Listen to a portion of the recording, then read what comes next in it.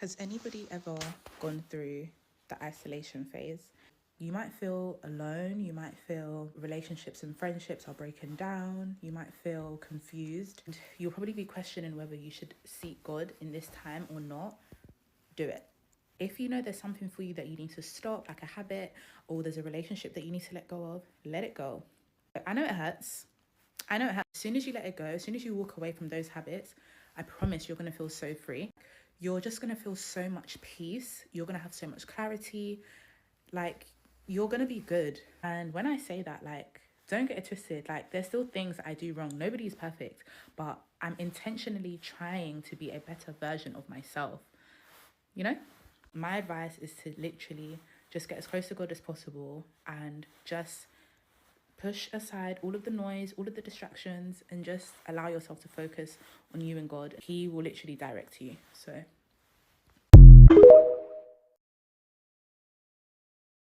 it's just like when God truly starts to work on you, that season of isolation that everybody talks about is really real. Like, you really do go into this season of isolation where you are stripped away of everything and everyone. And it's not that he wants you to be lonely and sad or any of those things, because at the same time the enemy could use those seasons to kind of put like tormenting thoughts in your mind.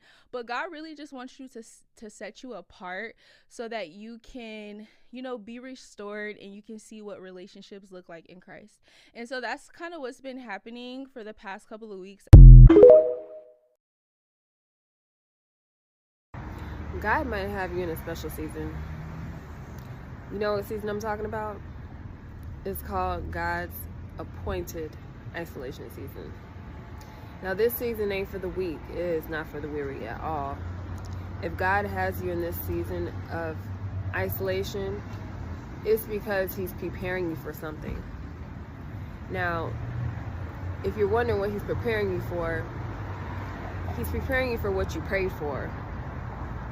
But the thing is, the reason why I feel like it's taking forever, the reason why it feels like God isn't hearing you when you're praying and you're asking him, Lord, like, why is this happening?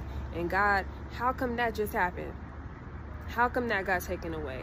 How come, Lord, I'm feeling you telling me to do this and then you're telling me to do that, Lord? I'm tired. I'm exhausted. If all of that's happening to you right now, it's because you're on point. And another thing too, the enemy, he doesn't want you to think you're on point. The enemy wants you to think that you're missing God. He wants you to think that something's wrong with you. He wants you to think that, you know, you're tripping, like you missed the mark. But I know from experience, the isolation season is actually when God is guiding you closer and closer to your breakthrough. It's when God is ordering your steps and lining everything up so that way when that breakthrough comes, no one can get the credit but God. That's how he wants it. So as best as you can, stay focused on God, trust him through the process, and watch God move. You're almost there. Don't give up now.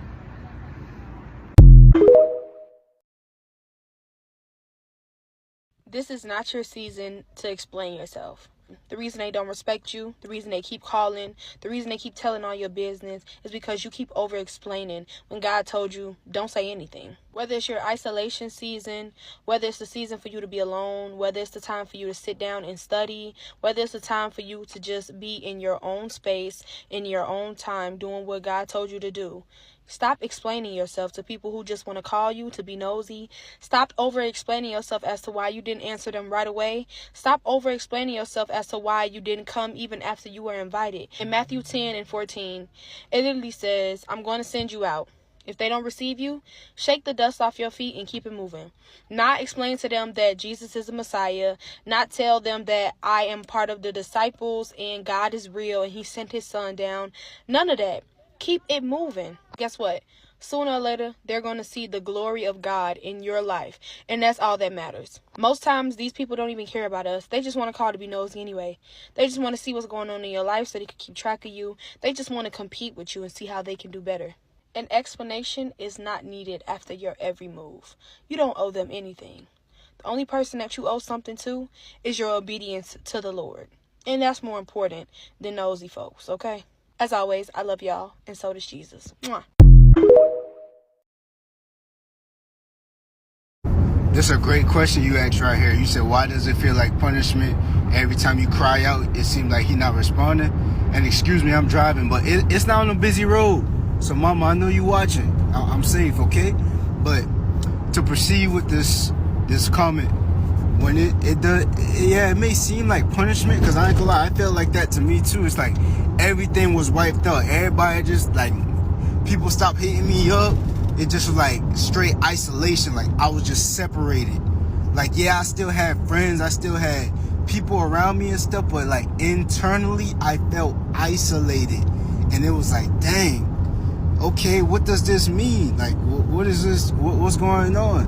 And one thing you gotta realize is that during those times is that whenever you crying out to God and it seems like he not answering, and you begging and pleading, you praying more, you like in the Bible, and you in your prayer closet more and stuff like that, is that those are moments when he truly at the most work.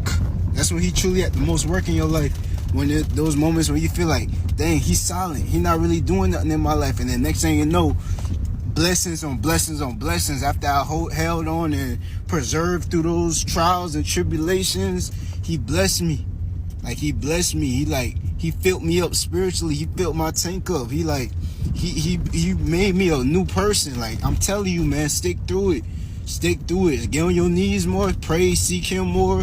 If you got a craft or an outlet or something, like, put your all into that and just keep on moving as if he already changed your circumstances. I promise you, it's only temporary. But if you're not willing to do the work, if you're not willing to wait on him, then nothing's going to really happen like that. You're just going to stay isolated. You're going to feel like he abandoned you. So don't even have that type of mentality, man. Keep your head up and know that God is always with you.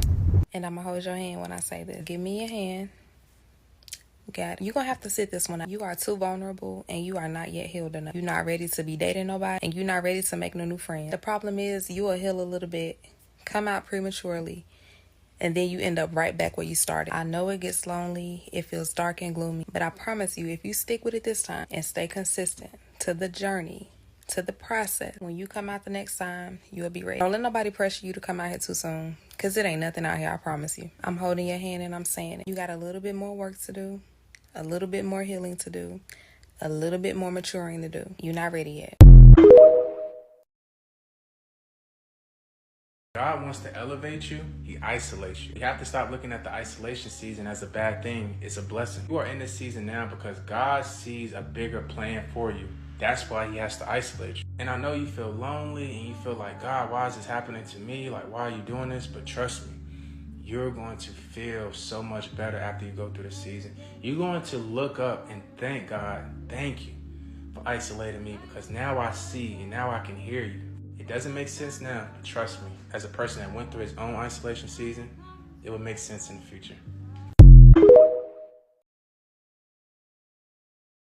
Hey, this video is for those that are in an isolation period. I want to talk to you briefly about it so you can have some understanding, because I'm seeing a lot of posts about this and I don't think people actually understand what happens in an isolation period with God. There are times when God will strip everyone around you away from you. That's your parents, family members, friends, co-workers. You are literally by yourself. And in those times, that's when God really wants to show himself strong in your life. He's trying to teach you something. He's trying to draw you in so you can have a closer relationship with him. He's showing himself strong in your life. Okay? And when that happens, no man can stop it. No man can tamper or interfere with it. So a lot of times you'll get on social media, you'll make these posts about no one being there for you. Ma'am, sir, it's not that we don't want to be there for you. It's that we are not authorized to be there for you. Okay? You are in isolation. We cannot touch you. We cannot tamper with what God is trying to do in your life. And those of you that have been in the Word long enough, y'all know this to be true.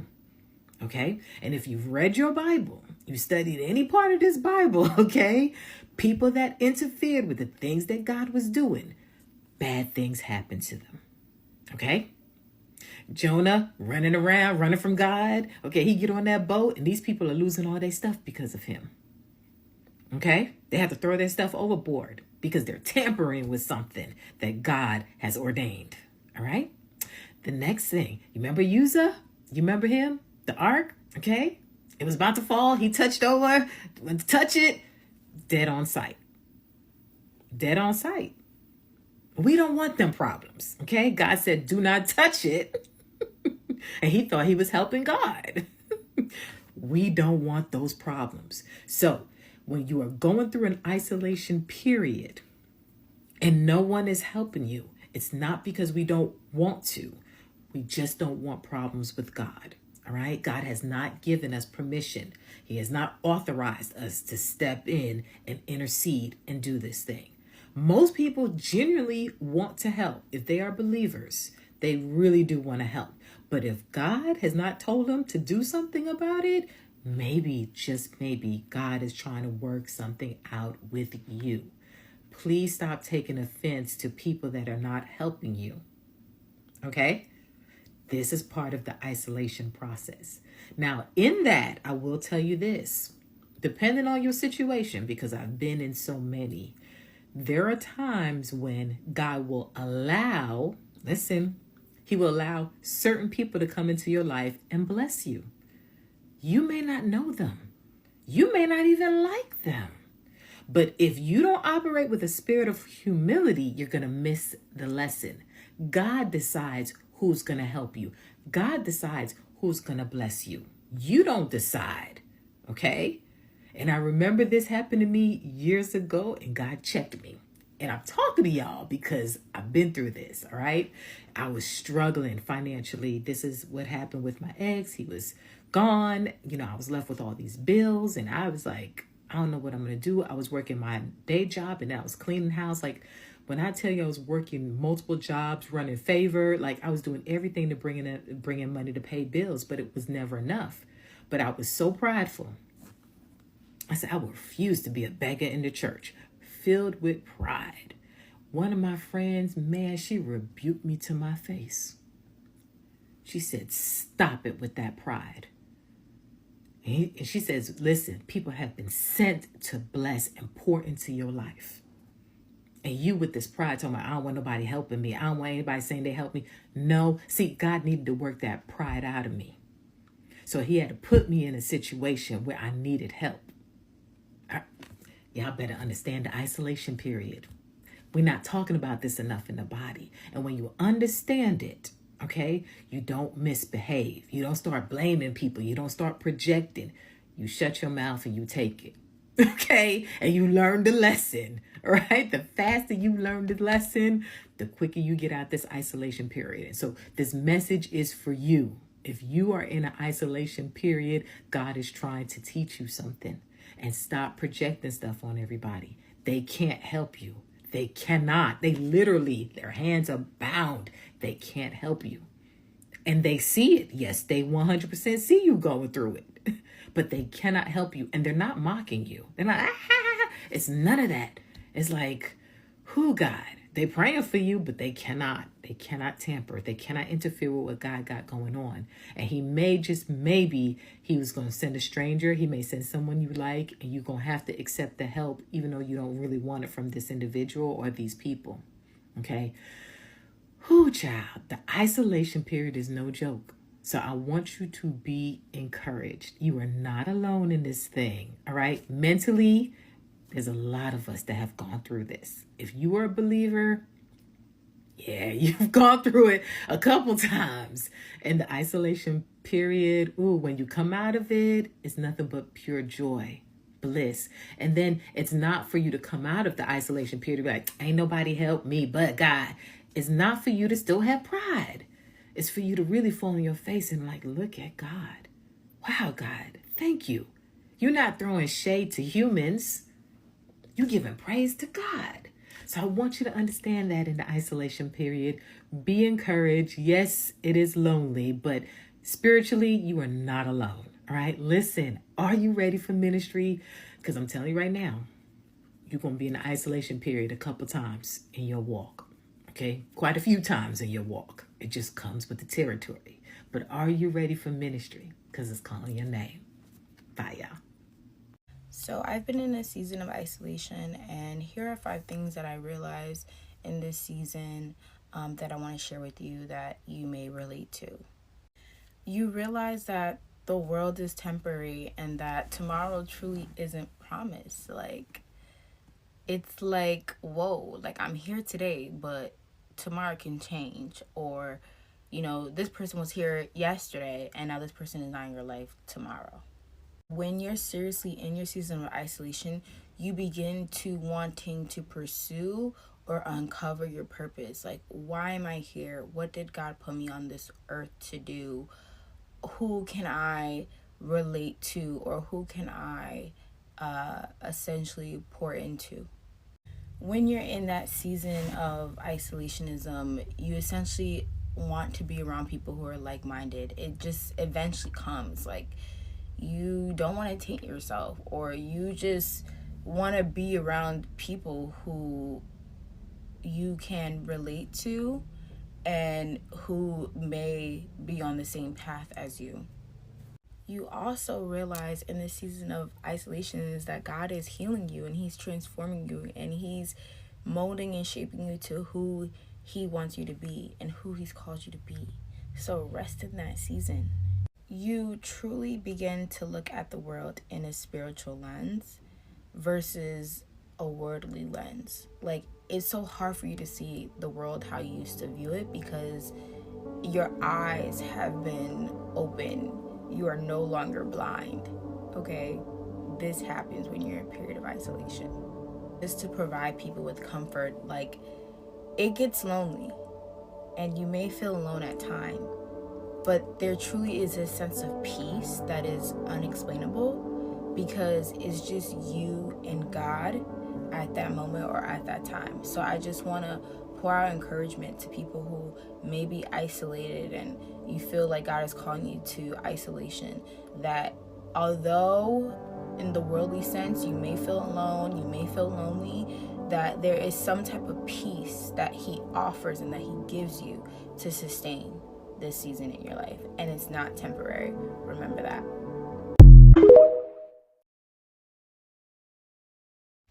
Every single time, without fail, that God isolates me, there is something of absolute magnitude about to come into my life. And I think sometimes we look at isolation or people being removed or losing friends. It's painful. It sure is. But not everybody can go where you're going. And because you can't see the future, sometimes these things happen to sever a tie that is going to hold you back as you move forward in life. Not only that, but isolation has always allowed me to hear God's voice much louder. It's enabled me to think for me. And I genuinely think I wouldn't have this business if I had the people around me back in 2017, because they would have discouraged me to make bold steps that I knew God was asking me to make. Isolation isn't always a bad thing. Stillness definitely prepares you for what is coming. So be encouraged.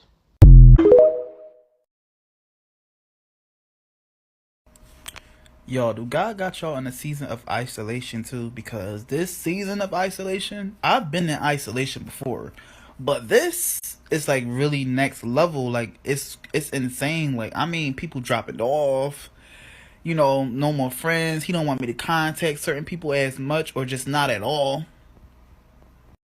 It's just, I have to get used to it. And in this isolation, I just ask God, like, any type of voids I feel in my spirit or in my flesh, can you fill that void with your love? Because, yeah, the spirit of lust be trying to come upon me. You know, just different people trying me, different places, different things. Like, you know, people want to sit up here and get slick and get smart. It's so many things trying me while I'm in this isolation, y'all. And I was getting over it. I was really, really, really getting over it. And I'm just being transparent because I feel like we all going through that season of isolation deeply. And as we're going through it, we also getting attacked at the same time. Now, it's slowed up.